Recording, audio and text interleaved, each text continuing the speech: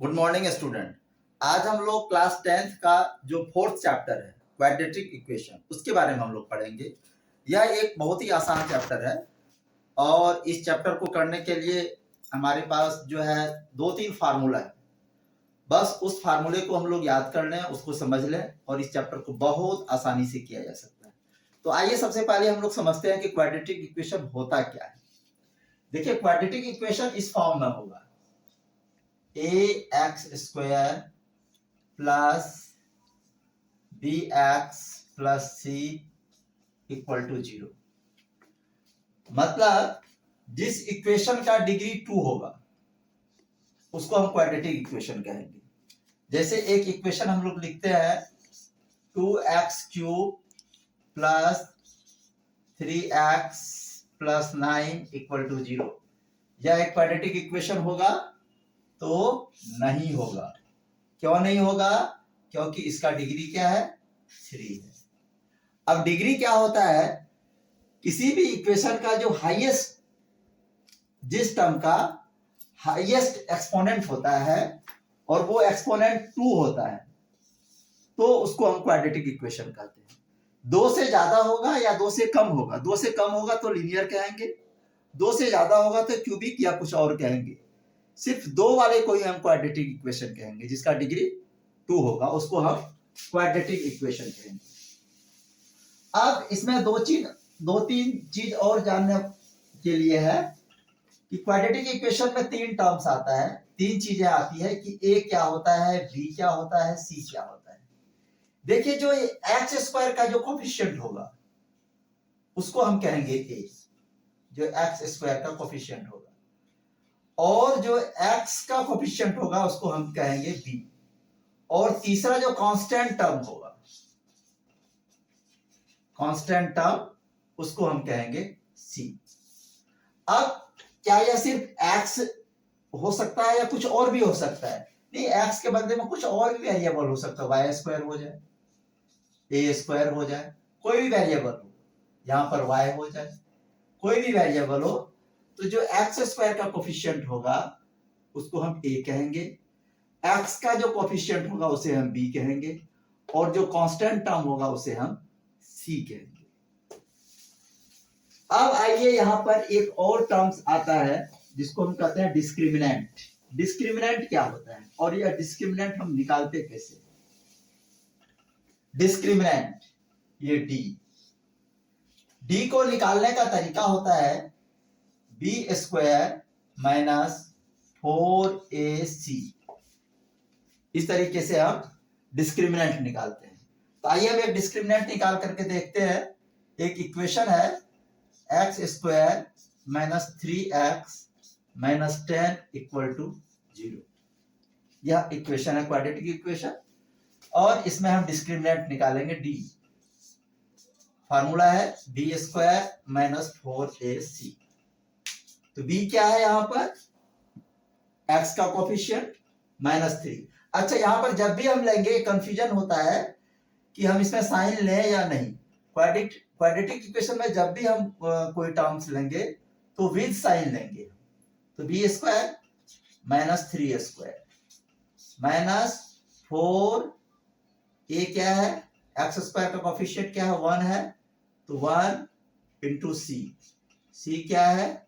Minus 10। कितना हो गया ये? 9 माइनस प्लस 40, दैट इज 49। तो इसका डिस्क्रिमिनेंट आ गया 49। तो इस तरीके से हम डिस्क्रिमिनेंट निकालते हैं। अब आइए हम लोग यह जानते हैं कि कब रियल रूट होगा और कब रियल रूट नहीं होगा।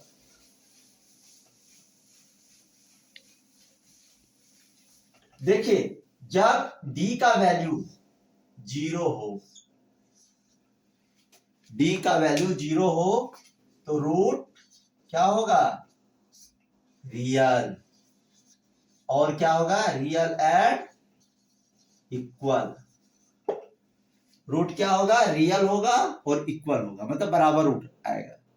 जो वैल्यू आएगा, अगर 4 आया तो 4 आ जाएगा, अगर हाफ आया है तो हाफ एंड हाफ आ जाएगा। एक ही रूट रियल होगा और इक्वल होगा।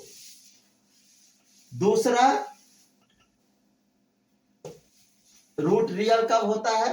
When D is greater than 0। D जब 0 से बड़ा होता है तो रूट रियल होता है, लेकिन यहां अनइक्वल होता है। रूट क्या होगा? Real and unequal. Root real होगा और अनइक्वल होगा। अनइक्वल का मतलब जो रूट होगा, अगर कोई हाफ आ गया, कोई 1/3 आ जाएगा। अगर 4 आ गया तो -3 आ जाएगा। तो मतलब अलग अलग रूट आएगा। अच्छा, रूट कब नहीं निकलेगा या अनरियल रूट होगा? रूट कब नहीं निकलेगा और अनरियल रूट होगा? When D is less than 0। मतलब 0 का मतलब नेगेटिव में आ जाएगा वैल्यू। तो उस क्वाड्रेटिक इक्वेशंस को हम सॉल्व ही नहीं करेंगे जब डी का वैल्यू 0 से कम आ जाए। वो अनरियल होगा, वो रियल नहीं होगा। उस क्वाड्रेटिक इक्वेशन का कोई सॉल्यूशन ही नहीं निकलेगा। अब क्वाड्रेटिक इक्वेशंस में रूट हम कैसे निकालते हैं? देखिए, जैसे एक क्वाड्रेटिक इक्वेशन है x² - 3x - 10 = 0। इसको हम कैसे निकालते हैं? तो इसको निकालने का दो तरीका है। एक होता है फैक्टर मेथड, जिसमें हम मिडिल टर्म स्प्लिट करके निकालते हैं। दूसरा होता है फॉर्मूला।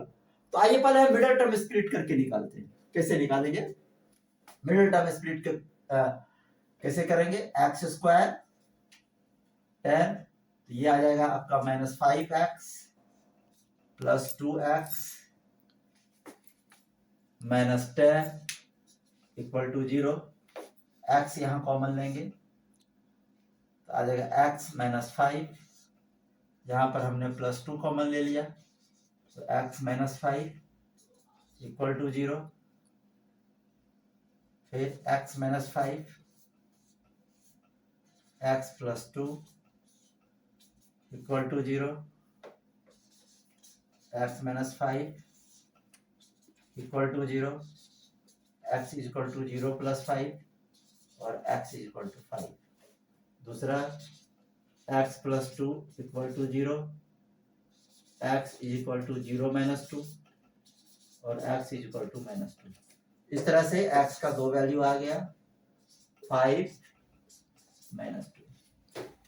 तो इस तरीके से क्वाड्रेटिक इक्वेशन सॉल्व किया जाता है।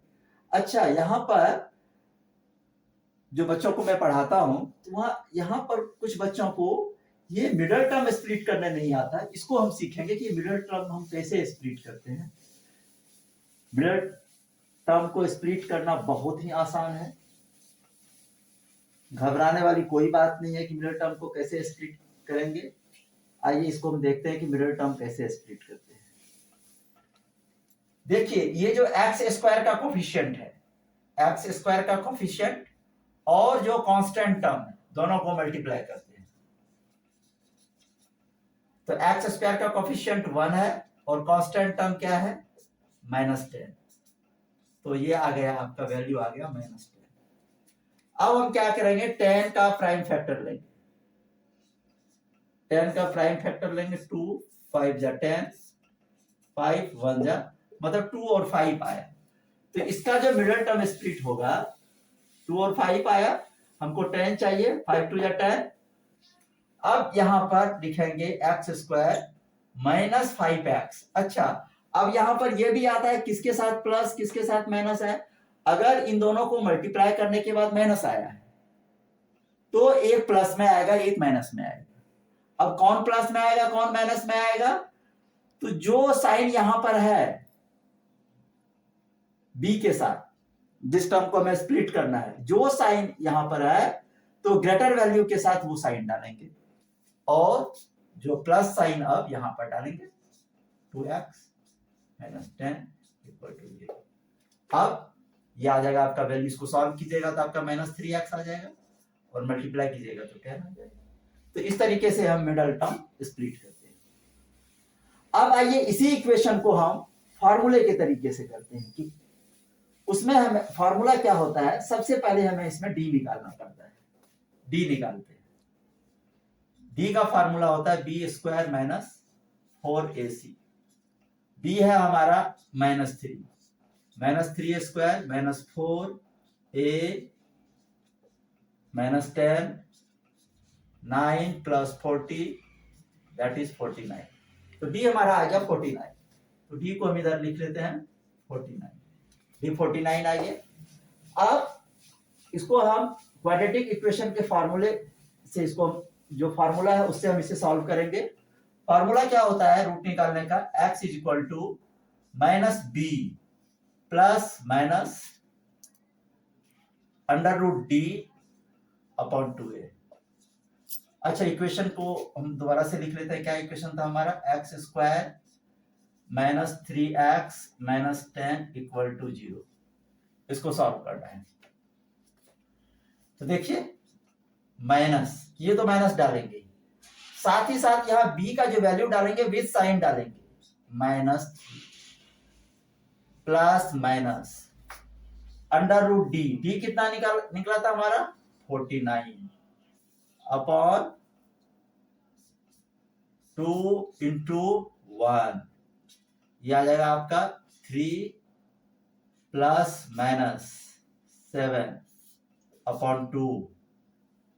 अब ये आ जाएगा 3 + 7 अपॉन 2 और दूसरा आ जाएगा 3 - 7 अपॉन 2।